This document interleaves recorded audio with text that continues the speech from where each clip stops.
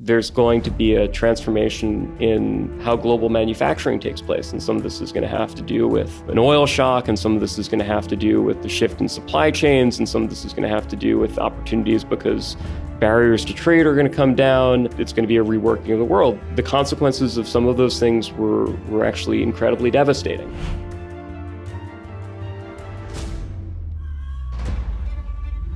So given that sort of complexity, and maybe the shrinking might not be the right word, but as you start to remove some of those asymmetrical dependencies, right? The byproduct of that is sort of the availability zones are sort of shrinking for resources, for knowledge, for capital, all of that.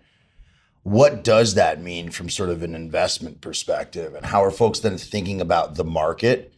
And as little as now, when we talk about sort of up and selling, we're even shrinking what we're looking at globally on like TAM and customers. And then you're also thinking about where's capital coming from. There's all of this additional complexity that now comes down into maybe a non-defense, non-national security capital allocator.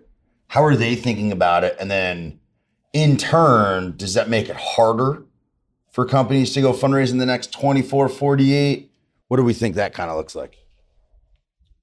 Softball questions only today. So to use a phrase that I think we invoked before, it might be complicated. I think it also might depend. Look, so maybe a couple of observations around that question. So the first is, when you, I think, look throughout history, there's a natural American tendency coming out of the period of the 1990s, when the expectation was that we had entered this new enduring era of cooperation and peace, to suddenly find ourselves really, I think, distraught by the fact that actually the world didn't turn out that way. There are a few things that probably more disorienting and depressing than when it turns out that irreversible progress is actually not irreversible, and that we're back into a world where we have to think about some of these really kind of horrific and potentially apocalyptic outcomes. Right, great power or war is something that I think a lot of people had hoped that we could just consign to the ash heap of history. Not something that we really actually would be having to seriously contemplate, and then think about, well, how do we deter it? And if deterrence fails, then how do we prevail in it?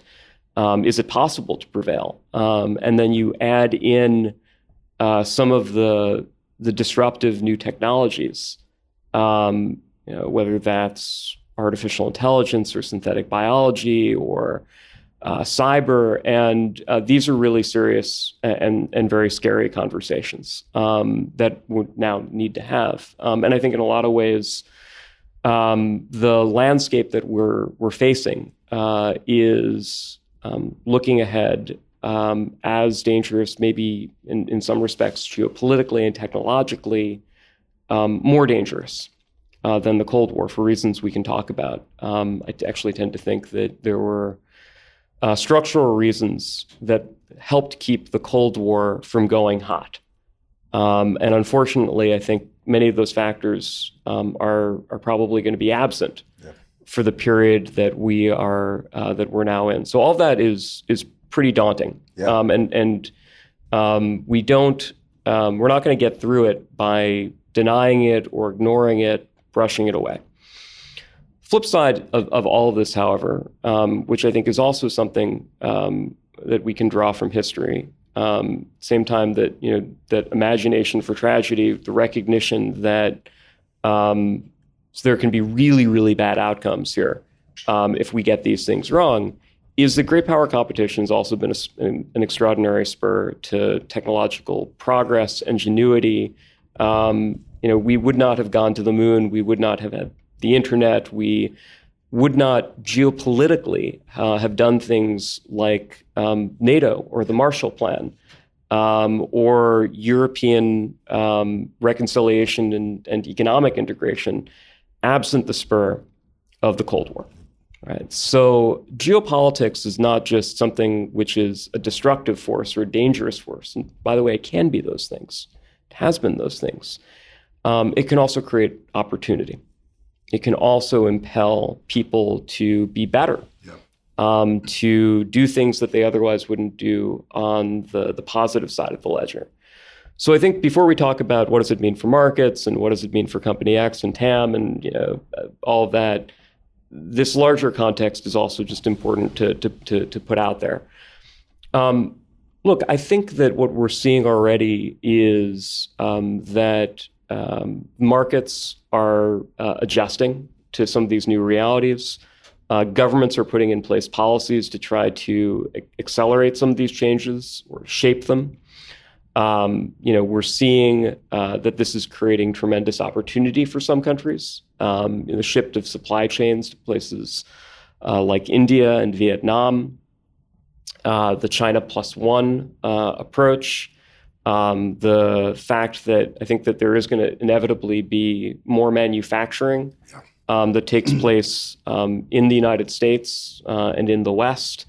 Even if it's going to be in some cases at higher cost, but that's the security premium that customers, that governments, that companies are going to say, well, look, we just have to accept, and that comes back to just in case rather than just in time. So I think that we can see that there's going to be opportunities it's a bit of a cliche, but that there's going to be opportunities as well as risks.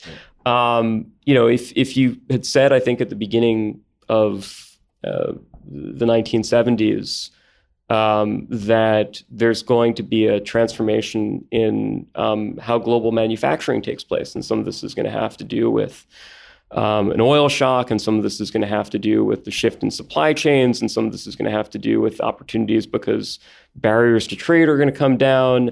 It's going to be a reworking of the world.